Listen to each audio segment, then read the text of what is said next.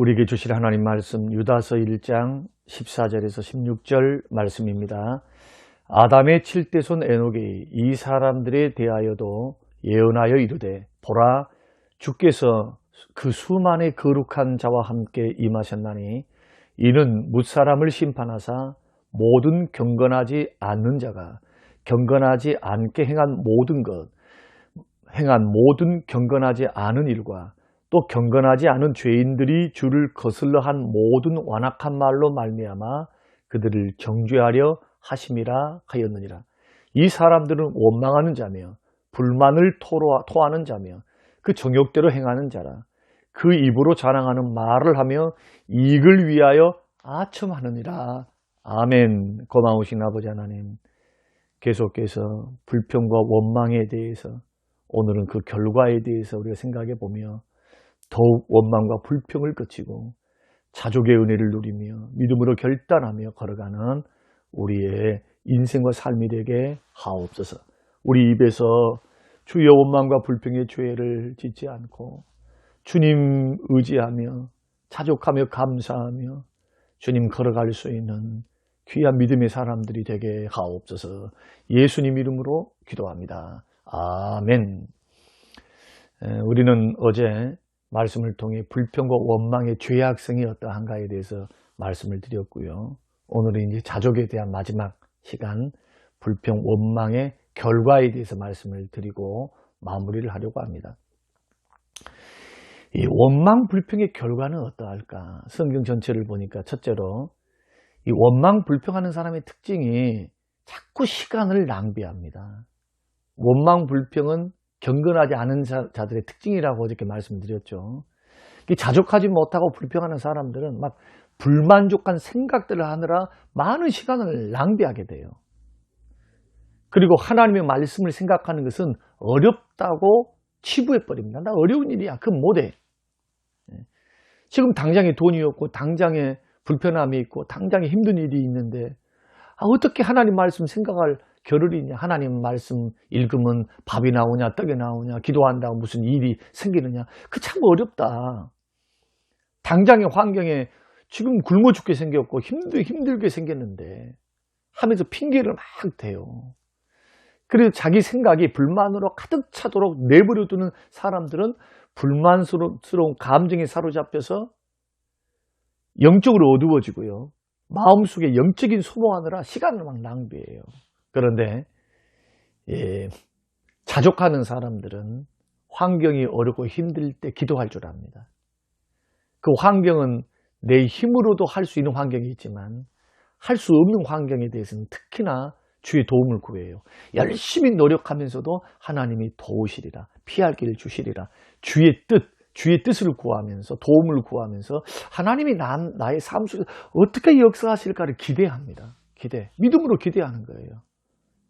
도우심을 사람을 통해서 환경을 통해서 때로는 일거리를 통해서 하나님이 일하심을.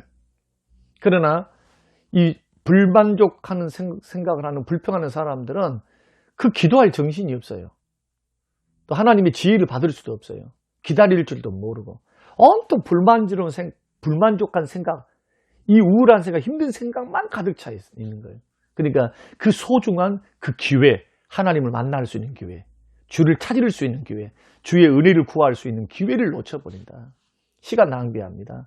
두 번째는 불평은 하나님을 섬기기에 합당하지 못하게 만듭니다. 자, 자족하는 마음을 가진 성도들, 이 그리스도인들에게는 누군가가 도움을 구하면은 도움을 요청할 때 어려움에 처해 있는 다른 그리스도인을 도울 수가 있어요. 그러면 불평, 원망 막 일삼는 사람들에게는 도움을 요청했을 때 섬길 수 있는 능력이 없어요. 자족한 사람들의 마음속에는 잔잔한 은혜가 흐르고 있어요. 마음의 여유가 있습니다. 하나님의 은혜가 다스리고 있기 때문에.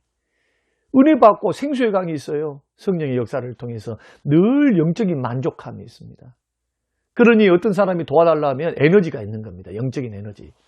그러나 불평과 불만이 가득 차 있는 사람들은 도움을 요청하면은 자기도 자기 문제가 벅차요.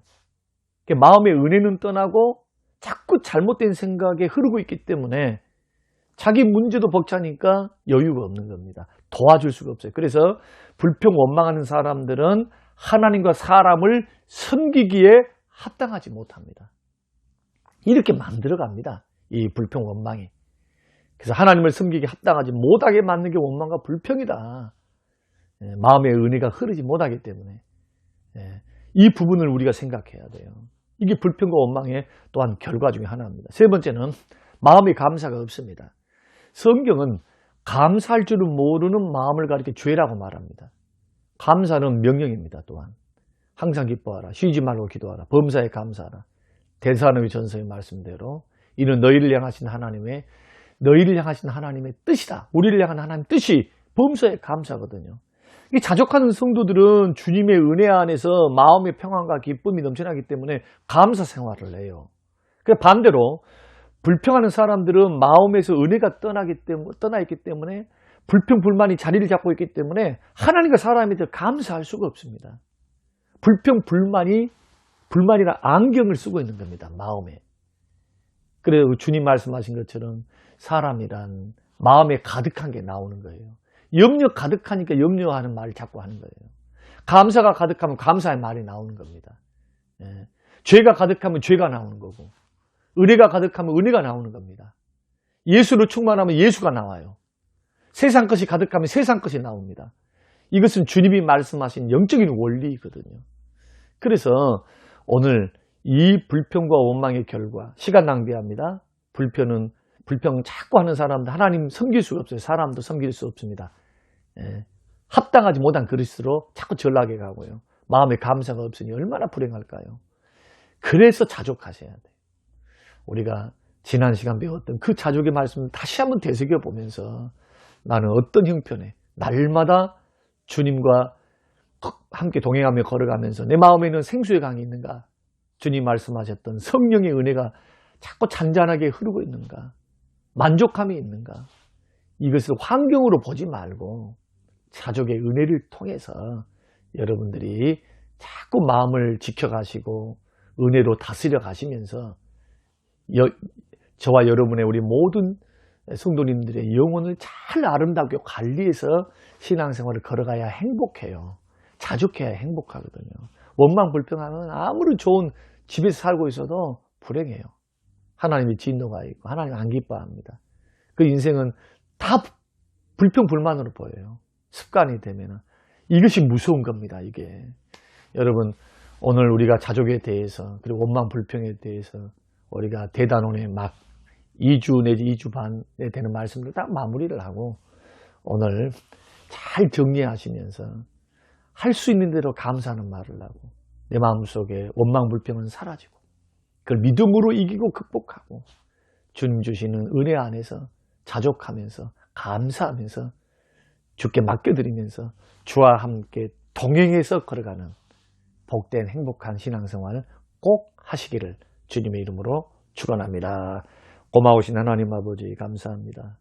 주님 말씀 특별히 원망과 불평의 결과가 어떠한지 이것은 영적인 소모임을 쓸데없는 일임을 염려만큼 영혼의 백해 무익한 일임을 다시 한번 살아계신 하나님 앞에서 성경을 통해서 확인하고 내가 어떤 자가 되어야 되는가, 내가 어떤 사람이 되어야 되는가, 어떤 믿음의 사람이 되어야 되는가에 대한 분명한 그림을 그리고 결단하며 걸어갈 수 있는 우리의 모든 성도님들이 되도록 축복하옵소서. 감사드리며 예수님 이름으로 기도합니다. 아멘.